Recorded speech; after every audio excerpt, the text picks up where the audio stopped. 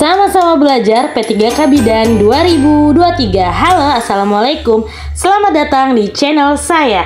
Halo para pejuang P3K. Yuk sekarang kita coba untuk mulai belajar tentang soal-soal ya. Nanti kita soal-soalnya tentang teknis bidan dulu ya, teman-teman semuanya.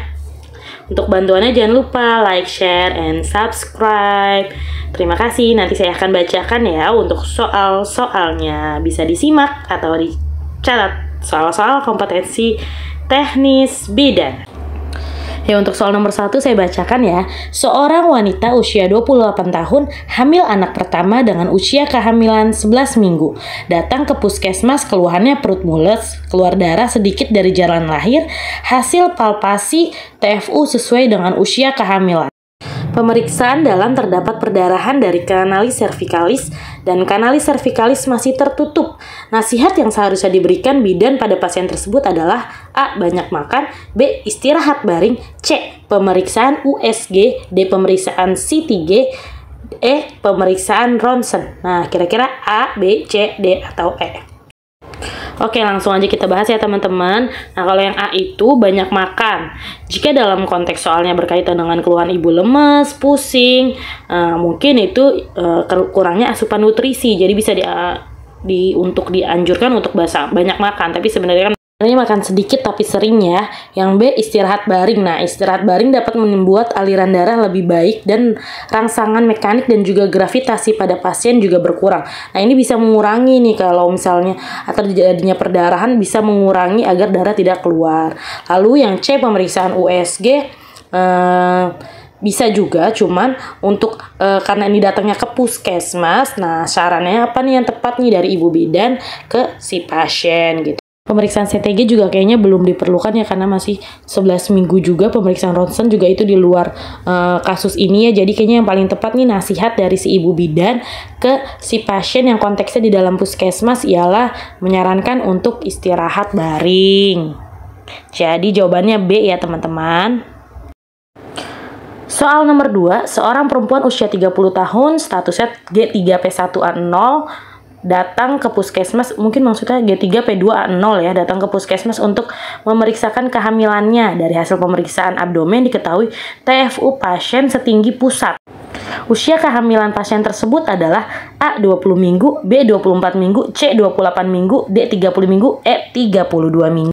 Oke, kira-kira apa nih jawabannya ya setinggi pusat nih? Jawabannya kita lihat di sini ya. Ada panduannya, boleh di screenshot dulu nih teman-teman, di pause lalu screenshot. Di sini ada ya, usia kehamilan 20 minggu, fundus dapat teraba 3 jari di bawah pusat.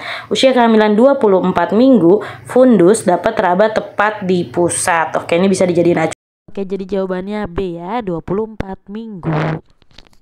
Lanjut soal nomor 3 ya. Ibu 32 tahun telah melahirkan anak kedua secara spontan di TPBM, tempat praktik bidan mandiri.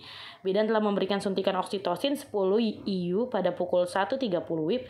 Kemudian dicoba PTT ya, pelegangan tali pusat terkendali, tetapi plasenta belum lepas. Pada pukul 2.00 WIB, plasenta masih belum lepas dan tampak ada perdarahan pervaginal.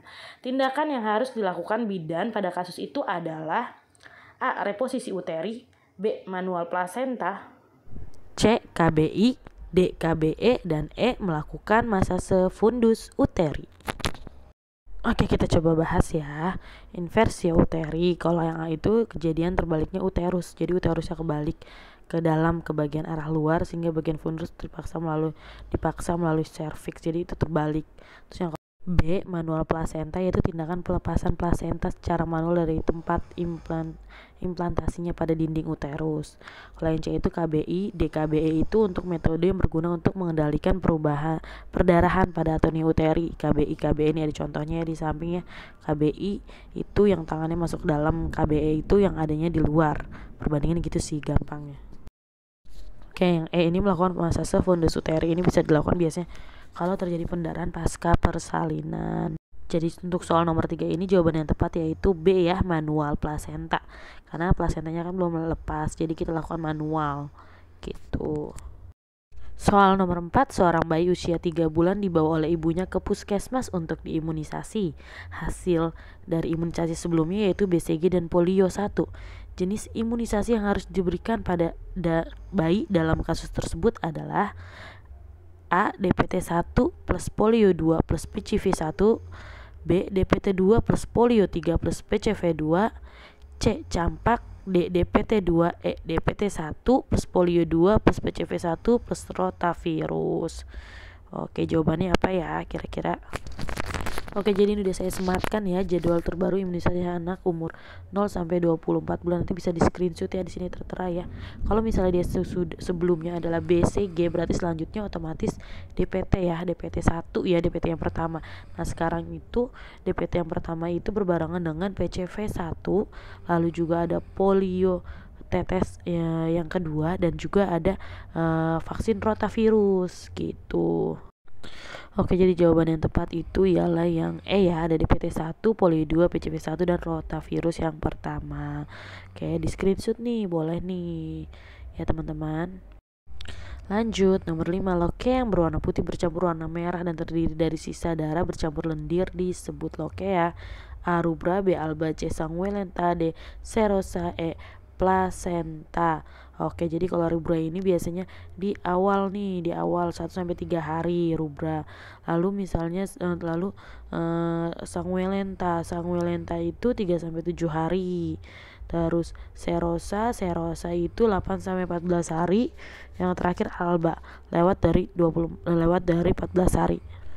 Oke, teknik gampangnya nih buat ngingetin lokea bisa dibilang rusa seba, yaitu rubra, sanguinolenta, terus serosa dan alba. Nah, itu urutan ya, rusa seba. Oh, karena dari soal dikatakan terdiri dari sisa darah bercampur lendir, berarti ini adalah sanguinolenta ya. Jadi jawabannya C ya teman-teman. Oke deh teman-teman, itu saja dulu ya, ada 5 soal yang sudah kita bahas. Semoga nanti masih ada soal-soal lainnya. Terima kasih ya sudah nonton. Jangan lupa like, share, and subscribe ya. Terima kasih. See you. Semangat.